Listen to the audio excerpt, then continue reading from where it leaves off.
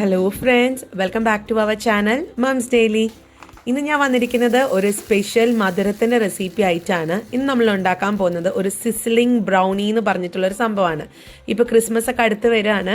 ക്രിസ്മസിന് നമുക്ക് ഭക്ഷണമൊക്കെ കഴിച്ചിട്ട് എന്തെങ്കിലുമൊക്കെ ഒരു മധുരം ഉണ്ടാക്കേണ്ട ഒരു പരിപാടി ഉണ്ടല്ലോ. അപ്പോൾ ആ മധുരത്തിന് ഇന്ന് വളരെ ഈസി ആയിട്ട് എന്നാൽ വളരെ വലിയ വലിയ ഹോട്ടലിലൊക്കെ കഴിക്കുന്ന അതേ പെർഫെക്ഷനോട് കൂടെ നമുക്കൊരു സിസ്ലിംഗ് ബ്രൗണി ഉണ്ടാക്കാം. അപ്പോൾ നമുക്ക് നോക്കാം. അപ്പോൾ അതിനായിട്ട് ഞാനൊരു പാൻ എടുത്തിട്ടുണ്ട്. പാൻ പക്ഷെ അടുപ്പത്ത് വെച്ചിട്ടില്ല കേട്ടോ. അപ്പോൾ ആദ്യം നമുക്ക് കുറച്ച് കാര്യങ്ങളൊക്കെ ചേർക്കണം. എന്നിട്ടാണ് പാൻ നമ്മൾ അടുപ്പത്ത് വെക്കാൻ പോകുന്നത്. അപ്പോൾ ആദ്യം ചേർക്കുന്നത് 1/4 കപ്പ് കൊക്കോ പൗഡറാണ് ചേർത്ത് കൊടുക്കുന്നത്. പിന്നെ ചേർക്കുന്നത് കോൺഫ്ലവർ ആണ്. 1 ടേബിൾ സ്പൂൺ കോൺഫ്ലവർ ചേർത്ത് കൊടുക്കാം. അപ്പോൾ കൊക്കോ പൗഡർ എടുക്കുമ്പോൾ അൺസ്വീറ്റൻഡ് ആയിട്ടുള്ള കൊക്കോ പൗഡർ, മധുരമില്ലാത്ത കൊക്കോ പൗഡർ എടുക്കുക. പിന്നെ ചേർക്കുന്നത് 1/4 കപ്പ് പഞ്ചസാരയാണ്. അത് തരികളോട് കൂടിയിട്ടുള്ള പഞ്ചസാര ചേർക്കുന്നുണ്ട്. അതുപോലെ 1 നുള്ളു ഉപ്പ്, മധുരമൊക്കെ ഒന്ന് ബാലൻസ് ചെയ്യാൻ വേണ്ടിയിട്ട്. ഇനി ഇതെല്ലാം കൂടെ നമുക്ക് നന്നായിട്ടൊന്ന് മിക്സ് ചെയ്തെടുക്കാം. അങ്ങനെ നമ്മുടെ പൊടികളൊക്കെ മിക്സ് ചെയ്തിട്ടുണ്ട്. ഇനി ഇതിനകത്തോട്ട് നമുക്ക് 1/2 കപ്പ് പാല് ചേർത്ത് കൊടുക്കണം. അത് തിളച്ചതോ തിളപ്പിക്കാത്തതോ എന്താണെങ്കിലും കുഴപ്പമില്ല. പക്ഷെ റൂം ടെമ്പറേച്ചറിലുള്ള എടുത്തിരിക്കുന്ന പാലായിരിക്കണം. ഫ്രിഡ്ജിൽ നിന്ന് നേരിട്ട് എടുത്തിട്ടുള്ള പാലായിരിക്കരുത്. ഇനി നമുക്ക് കുറേശ്ശെ ഒഴിച്ച് ഈ ഒരു മിക്സ് ഒന്ന് നന്നായിട്ടൊക്കെ ഒന്ന് അലിഞ്ഞ് വരത്തക്ക രീതിയിൽ, അതുപോലെ തന്നെ കട്ടകളൊന്നും ഇല്ലാതെ നമുക്കിതൊന്ന് ഇളക്കി കൊടുത്ത് പാൽ ആവശ്യത്തിന് ഒഴിച്ചിട്ട് കുറേശ്ശെ ഒഴിച്ചിട്ട് നമുക്കൊന്ന് മിക്സ് ചെയ്തെടുക്കാം. അങ്ങനെ നന്നായിട്ട് മിക്സ് ചെയ്തെടുത്തിട്ടുണ്ട്. ഇച്ചിരി സമയം എടുക്കട്ടോ, 1 മിനിറ്റ് സമയം എടുത്ത് നന്നായിട്ട് തന്നെ ഇളക്കി കൊടുക്കണം. ഈ കൊക്കോ പൗഡർ അലിഞ്ഞ് വരാനൊക്കെ ഇച്ചിരി ബുദ്ധിമുട്ടാണ്. അപ്പോൾ ഞാനിതൊക്കെ ഇളക്കി കൊടുത്തിട്ടുണ്ട്. ഇനിയാണ് ഞാൻ പാന് അടുപ്പത്ത് വെക്കുന്നത്. അപ്പോൾ അടുപ്പത്ത് വെച്ചിട്ടുണ്ട് കണ്ടോ. ഇപ്പോൾ എന്നിട്ട് ഞാനിതൊരു ലോ ഫ്ലെയിമിലോട്ട് മാറ്റിയിട്ടുണ്ട്. ഇനി നമുക്കിതൊന്ന് ഇളക്കി കൊടുത്തുകൊണ്ടേയിരിക്കുക. ഇളക്കി ഇത് കുറച്ച് കഴിയുമ്പോഴത്തേക്കും ഈ കോൺഫ്ലവർ ചേർത്തതുകൊണ്ട് ഇത് കട്ടിയാവാൻ തുടങ്ങും. ഒത്തിരി അങ്ങ് കട്ടിയാവുന്നില്ല. അതുകൊണ്ടാണ് നമ്മൾ 1 ടേബിൾ സ്പൂണിൽ ചേർത്തിട്ടുള്ളൂ. അതിൻ്റെ ഒരു പരുവം ഞാൻ പറയാം. ആ ഒരു പരുവം എത്തുന്നത് വരെ നമുക്കൊന്ന് ഇളക്കി കൊടുക്കണം. അപ്പോൾ നമ്മുടെ ഈ ഒരു മിക്സൊക്കെ കണ്ടോ, കട്ടയാവാനൊക്കെ ചെറുതായിട്ട് കട്ടയാവാൻ തുടങ്ങിയിട്ടുണ്ട്. ലോ ഫ്ലെയിമിൽ തന്നെ ഇട്ട് ചെയ്താൽ മതി. ഇല്ലാന്നുണ്ടെങ്കിൽ ഇത് പെട്ടെന്ന് തന്നെ അടി പിടിച്ചു പോകും കേട്ടോ. അല്ലെങ്കിൽ ഭയങ്കരമായിട്ട് വലിയ കട്ടയൊക്കെ ആയിട്ട് വരും. അപ്പോൾ നമുക്കിങ്ങനെ ഇളക്കിക്കൊണ്ടേയിരിക്കണം, കൈവിടാതെ. ഇതാണ് ഇതിൻ്റെ ഒരു പരുവം എന്ന് പറയുന്നത്. അപ്പോൾ ഇനി നമുക്കിതിനകത്തോട്ട് കുറച്ച് കാര്യങ്ങളൊക്കെ ചേർക്കാനുണ്ട്. അപ്പോൾ ഇപ്പോഴും ഞാൻ ലോ ഫ്ലെയിമിൽ തന്നെയാണ് വെച്ചിരിക്കുന്നത്. ഇനി ഇതിനകത്തോട്ട് ബട്ടർ ചേർത്ത് കൊടുക്കണം. ഞാനിപ്പോൾ ഇവിടെ 1 ടേബിൾ സ്പൂൺ ബട്ടറാണ്. ഇത് ഉപ്പില്ലാത്ത ബട്ടറാണ് ചേർത്ത് കൊടുക്കുന്നത്, അൺസോൾട്ടഡ് ബട്ടറാണ്. അപ്പോൾ ആ ബട്ടറും കൂടെ ചേർത്ത് നമുക്ക് നന്നായി ഒന്ന് ഇളക്കി കൊടുക്കാം. പിന്നെ മറ്റൊരു കാര്യം ഞാൻ പറയാൻ മറന്നുപോയി. നമ്മൾ ഈ ഒരു ഫ്ലെയിം ഓഫ് ചെയ്തതിന് ശേഷമാണ് ഞാൻ ബട്ടർ ചേർത്ത് കൊടുത്തിട്ടുള്ളത് കേട്ടോ.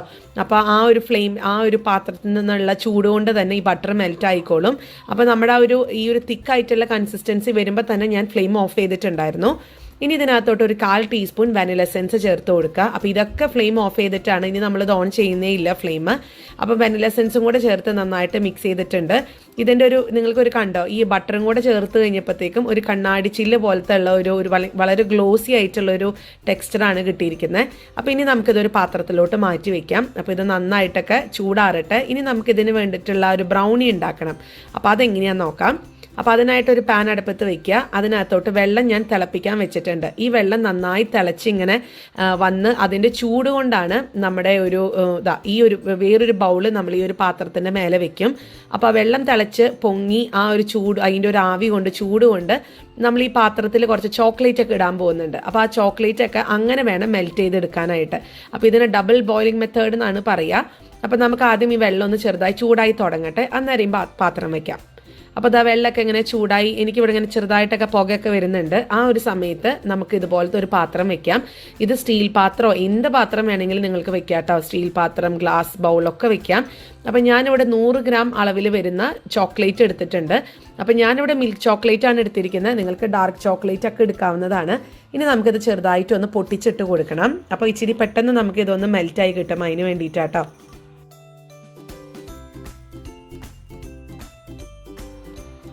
അങ്ങനെ പൊട്ടിച്ചൊക്കെ ഇട്ടിട്ടുണ്ട്. ഇനിയിപ്പോൾ നിങ്ങൾക്ക് കാണാൻ കണ്ടോ, ചെറുതായിട്ട് ആ പാത്രമൊക്കെ ചെറുതായി ചൂടായി തുടങ്ങിയിട്ടുണ്ട്. അതുകൊണ്ടാണ് നമ്മുടെ ഈ ഒരു ചോക്ലേറ്റ് ഇങ്ങനെ മെൽറ്റായി വരുന്നത്. അപ്പോൾ ഇനി ഇതിങ്ങനെ കുറച്ച് സമയം എടുക്കും, അതൊന്ന് മെൽറ്റായി വരട്ടെ. കണ്ടോ, വെള്ളമൊക്കെ ഇങ്ങനെ തിളച്ച് ആ ചൂടോട് കൂടിയാണ്. നല്ല ചൂടുണ്ട് പാത്രത്തിന് കേട്ടോ. അപ്പോൾ ഞാനത് വെച്ചിട്ടുണ്ട്. ഇനി നമുക്കിതൊന്ന് മെൽറ്റായി വരുന്നത് വരെ ഒന്ന് വെയിറ്റ് ചെയ്യാം. അങ്ങനെ അതാ നമ്മുടെ ചോക്ലേറ്റ് ഒക്കെ അത്യാവശ്യം മെൽറ്റ് ആയിട്ടുണ്ട്. ഈ ഒരു സമയത്ത് ഞാൻ ഇതിനകത്തോട്ട് ബട്ടർ ചേർത്ത് കൊടുക്കുന്നുണ്ട്. ഞാനിവിടെ 1/4 കപ്പ് ബട്ടറാണ് ചേർത്ത് കൊടുക്കുന്നത്. ആ ബട്ടർ 1/4 കപ്പ് എന്ന് പറയുമ്പോൾ ഏകദേശം ഒരു 3 ടേബിൾ സ്പൂൺ ബട്ടർ വരും. അത് ഇതിനകത്തോട്ട് ചേർത്ത് കൊടുക്കാം. എന്നിട്ട് ഇതാ ഈ ഒരു ഇപ്പോഴും ഫ്ലെയിം ഓൺ തന്നെയാണ്. കാരണം നമ്മുടെ ഈ ഒരു ബട്ടറും അതുപോലെ തന്നെ ഈ ചോക്ലേറ്റ് ഒക്കെ കൂടെ നന്നായി മെൽറ്റ് ചെയ്ത് നല്ല ക്രീമി ആയിട്ടൊരു ടെക്സ്ചർ കിട്ടണം. അതുവരെ നമുക്കൊന്ന് ഇളക്കി കൊടുക്കണം.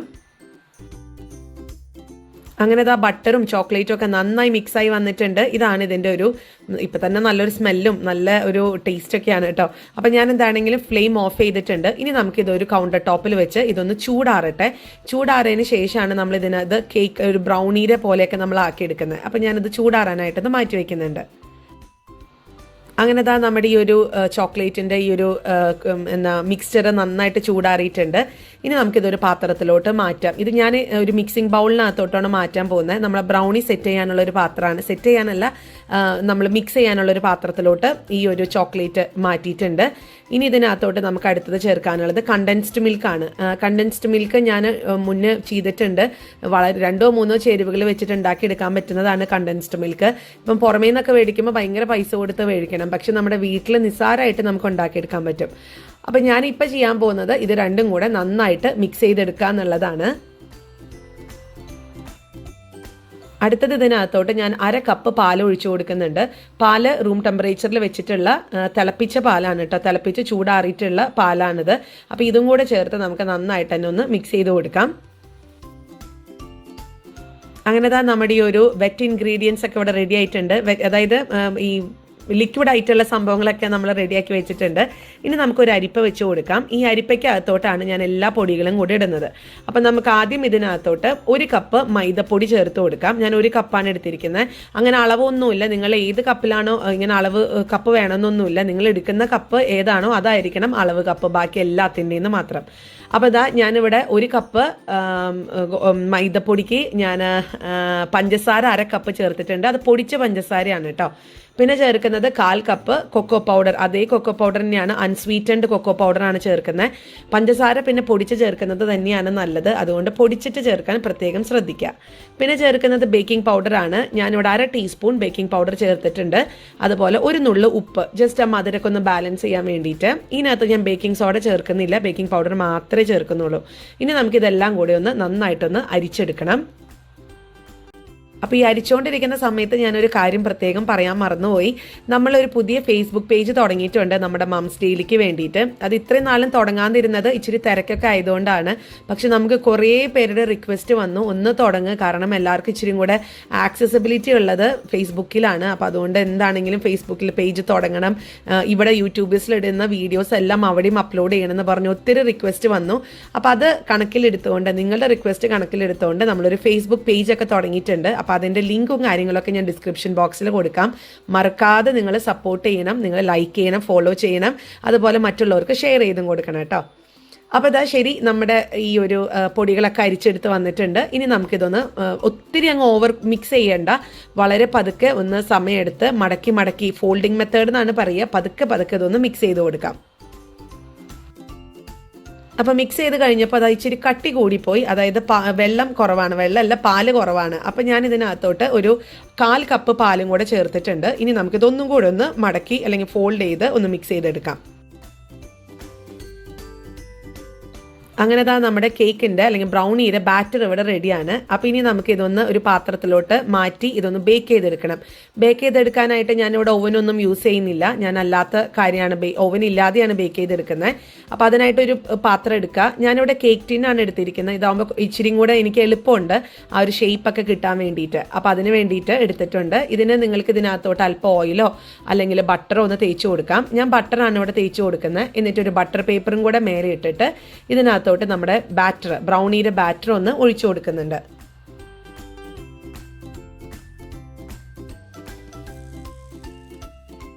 അപ്പോൾ ഒന്ന് ലെവലൊക്കെ ചെയ്തതിന് ശേഷം ഞാൻ നന്നായിട്ടൊന്ന് തട്ടി കൊടുക്കുന്നുണ്ട്. ഇതിനകത്ത് ലെയർ ബബിൾസ് ഒക്കെ പോകാൻ വേണ്ടിയിട്ടാണ്. അങ്ങനെ ഇതാ നമ്മുടെ ബാറ്റർ ഇവിടെ റെഡിയാണ്. ഇനി നമുക്കിതൊന്ന് ബേക്ക് ചെയ്തെടുക്കാനായിട്ട് ഒരു പാത്രം അടുപ്പത്ത് വെക്കുക. അടിക്കട്ടിയുള്ള പഴയൊരു പാത്രം വെച്ചാൽ മതി, മൂടുക വേണമെന്ന് മാത്രം. ഇനി ഇതിനകത്തോട്ട് ഇതൊരു 5 മിനിറ്റോളം നമുക്ക് മീഡിയം ഫ്ലെയിമിൽ ഒന്ന് പ്രീ ഹീറ്റ് ചെയ്യണം. എന്നിട്ട് നമുക്ക് നോക്കാം. അങ്ങനെ ഇതാ 5 മിനിറ്റ് ഞാൻ ഒരു മീഡിയം ഫ്ലെയിമിൽ വെച്ചിട്ടൊന്ന് ചൂടാക്കിയിട്ടുണ്ടായിരുന്നു. ഇതാ കണ്ടില്ലേ, വെള്ളം തെളിച്ചപ്പോൾ നല്ല ചൂടായിട്ടാണ് ഇരിക്കുന്നത്. ഇനി ഇതിനകത്തോട്ട് ഞാൻ മീഡിയം ഫ്ലെയിമിൽ തന്നെയാണ് വെച്ചിരിക്കുന്നത്. ഒരു വയർ റാക്ക് വെച്ച് കൊടുക്കുക. അതിൻ്റെ മേലെ ഇതുപോലെ നമുക്കൊരു നമ്മുടെ കേക്ക് ടിന് വെച്ച് കൊടുക്കാം.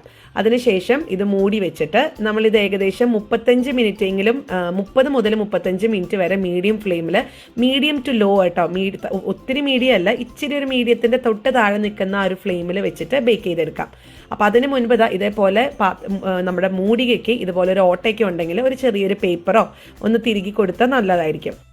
അങ്ങനെ ഇവിടെ 30 മിനിറ്റ് കഴിഞ്ഞിട്ടുണ്ടായിരുന്നു. അപ്പം ഞാനൊന്ന് തുറന്ന് നോക്കി. അപ്പോൾ ഇടയ്ക്കിടയ്ക്കൊരു ഞാൻ കുത്തിയൊക്കെ കൊടുത്തായിരുന്നു കേട്ടോ, അതുകൊണ്ടാണ് അവിടെ ചെറിയ ഓട്ടകളൊക്കെ കാണുന്നത്. അപ്പോൾ എനിക്ക് 30 മിനിറ്റിന് കറക്റ്റായിട്ട് കിട്ടി.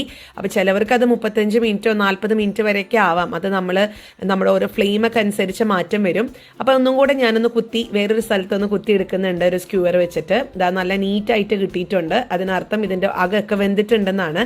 അപ്പം നമുക്കിത് ചൂടാറാനായിട്ട് ഒരു കൗണ്ടർ ടോപ്പിൽ വെക്കാം. അപ്പോൾ ഇതൊന്ന് ചൂടാറട്ടെ. അതിനുശേഷം നമുക്കിതൊന്ന് തിരിച്ചിടാം. അപ്പോൾ അതവിടെ ചൂടൊക്കെ ആറി വന്നിട്ടുണ്ട്. അപ്പോൾ ഇതിൻ്റെ സൈഡൊക്കെ ചെറുതായിട്ട് ഞാൻ കൈ വെച്ചിട്ട് ഒന്ന് അകത്തി കൊടുത്തിട്ടുണ്ടായിരുന്നു. ഇനി നമുക്കിതൊരു പാത്രത്തിലോട്ട് ഒന്ന് മറിച്ചിട്ട് നോക്കാം എങ്ങനെയാണെന്നുള്ളത്. അപ്പോൾ ഞാൻ മറിച്ചൊക്കെ ഇട്ടിട്ടുണ്ട്. നല്ല സൂപ്പറായിട്ട് വന്നിട്ടുണ്ട്. ഇനി നമുക്ക് ഇതിൻ്റെ ആ ഒരു ബട്ടർ പേപ്പർ ഒന്ന് പതുക്കെ ഒന്ന് എടുക്കാം കേട്ടോ. അന്നേരം നമുക്ക് നോക്കാം അതെങ്ങനെയാണ് ഇരിക്കുന്നത് എന്നുള്ളത്. അപ്പോൾ നോക്കിക്കേ, നല്ല ഇങ്ങനെ കാണുമ്പോൾ തന്നെ അറിയാലോ നല്ല സോഫ്റ്റ് ആണ് എന്നുള്ളത്.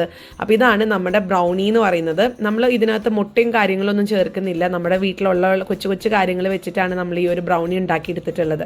ഇനി നമുക്കിതൊന്ന് ആവശ്യമുള്ള ഇഷ്ടമുള്ള ഷേപ്പിന് ഇതൊന്ന് മുറിച്ചെടുക്കുക എന്നുള്ളതാണ്. അപ്പോൾ ഇതിൻ്റെ ഒരു സോഫ്റ്റ്നെസ് കണ്ടോ, നല്ല സ്പോഞ്ചി ആയിട്ട് നല്ല സോഫ്റ്റ് ആയിട്ടാണ് ഇരിക്കുന്നത്. അപ്പോൾ നമുക്ക് എന്താണെങ്കിലും ഇതൊന്ന് മുറിച്ചെടുക്കാം. അങ്ങനെ നമ്മുടെ ഒരു സോഫ്റ്റ് ആയിട്ടുള്ള ബ്രൗണി ഇവിടെ റെഡിയാണ്. അപ്പോൾ അതവിടെ ഇരിക്കട്ടെ.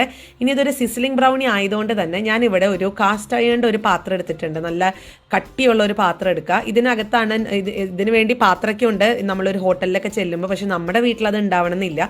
പക്ഷേ അതേപോലെ തന്നെ വർക്ക് ചെയ്യുന്ന ഒന്ന് തന്നെയാണ് ഇതുപോലത്തെ ഒരു കാസ്റ്റ് അയണിൻ്റെ പാത്രം.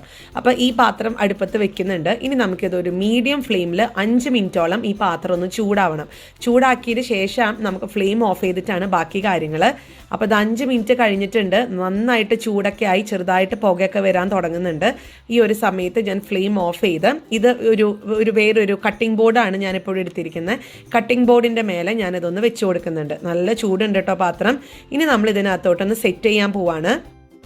അപ്പോൾ അതിനായിട്ട് നമുക്ക് ആദ്യം നമ്മൾ മുറിച്ചൊക്കെ വെച്ചിരിക്കുന്ന ബ്രൗണി നമ്മുടെ പാത്രത്തിൻ്റെ വലിപ്പം അനുസരിച്ച് 1, 2, 3 എത്രയാണെന്ന് വെച്ച് കൊടുക്കുക. പിന്നെ നമുക്ക് 1 സ്കൂപ്പോ 2 സ്കൂപ്പോ ഐസ്ക്രീം, ഞാനിവിടെ വാനില ഐസ്ക്രീമാണ് എടുത്തിരിക്കുന്നത്. വാനില ഐസ്ക്രീം തന്നെയാണ് കേട്ടോ ടേസ്റ്റ്. ഞാനിത് ചോക്ലേറ്റ് ഐസ്ക്രീം വെച്ചിട്ടും ട്രൈ ചെയ്തിട്ടുണ്ട്. പക്ഷെ അത് നന്നായി വന്നിട്ടില്ല, കാരണം മൊത്തം ചോക്ലേറ്റ് ആയി പോകും. അപ്പോൾ ഇനി ഇതിൻ്റെ മേലെ നമ്മൾ എടുത്ത് വെച്ചിരിക്കുന്ന ആ ഒരു ചോക്ലേറ്റിൻ്റെ സിറപ്പ് ഉണ്ടല്ലോ, അതും ഇതിൻ്റെ മേലൊന്ന് ഒഴിച്ചു കൊടുക്കുക. നല്ലൊരു സിസ്ലിംഗ് സൗണ്ടൊക്കെ കേൾക്കും. നമ്മുടെ പാത്രം കറക്റ്റ് ചൂടായിട്ടില്ല എന്നുണ്ടെങ്കിൽ ആ ഒരു ശബ്ദം കേൾക്കാൻ സാധ്യതയില്ല. പക്ഷേ നമുക്ക് ചൂടോടുകൂടെ കഴിയുകയും ചെയ്യാം. പക്ഷേ എന്താണെങ്കിലും പാത്രത്തിന് ചെറിയൊരു ചൂടുണ്ടാവും. നല്ല ചൂടുണ്ടെങ്കിലാണ് ആ സിസ്ലിങ്ങിൻ്റെ ഒരു ഇങ്ങനെ ശബ്ദമൊക്കെ നമുക്ക് കേൾക്കാൻ പറ്റത്തുള്ളൂ. അപ്പോൾ ഇതാ നമ്മുടെ നല്ല സൂപ്പർ ടേസ്റ്റി ആയിട്ടുള്ള ഈ ഐസ്ക്രീമിൻ്റെ തണുപ്പ്, അതുപോലെ ഈ ഒരു ചോക്ലേറ്റ് സിറപ്പിൻ്റെ ചൂട്, അതിനകത്ത് നമുക്ക് കേക്കൊക്കെ കഴിക്കാൻ ഇച്ചിരി കിട്ടുന്നതും ഒക്കെ കൂടെ കിട്ടില്ല ടേസ്റ്റാണ്. എല്ലാവരും ട്രൈ ചെയ്യണം. ഒരു മസ്റ്റ് ട്രൈ റെസിപ്പിയാണ്. തീർച്ചയായിട്ടും നിങ്ങൾക്ക് ഇഷ്ടപ്പെടും. നമ്മൾ കടകളിൽ നിന്നൊക്കെ വലിയ വലിയ പൈസ കൊടുത്ത് മേടിക്കുന്നതിനേക്കാളും എന്തുകൊണ്ട് നമ്മുടെ വീട്ടിലുണ്ടാക്കുന്ന, നമ്മുടെ കൺമുന്നിൽ നമ്മുടെ കൈകൊണ്ട് ഉണ്ടാക്കുന്ന ഈ ഒരു ബ്രൗണി, ചോക്ലേറ്റ് സിസ്ലി ബ്രൗണി എല്ലാവരും ട്രൈ ചെയ്യുക. തീർച്ചയായിട്ടും ഇഷ്ടപ്പെടുവാണെങ്കിൽ ലൈക്ക് ചെയ്യുക, ഷെയർ ചെയ്യുക, കമൻറ്റ് ചെയ്യുക. അതുപോലെ നമ്മുടെ ഈ ചാനൽ ആദ്യമായിട്ടാണ് കാണുന്നതെങ്കിൽ സബ്സ്ക്രൈബ് ചെയ്യാനും മറക്കരുത്. അപ്പോൾ അടുത്തൊരു വീഡിയോ ആയിട്ട് നമുക്ക് ഉടനെ കാണാം. അൻറ്റിൽ ദെൻ ബൈ.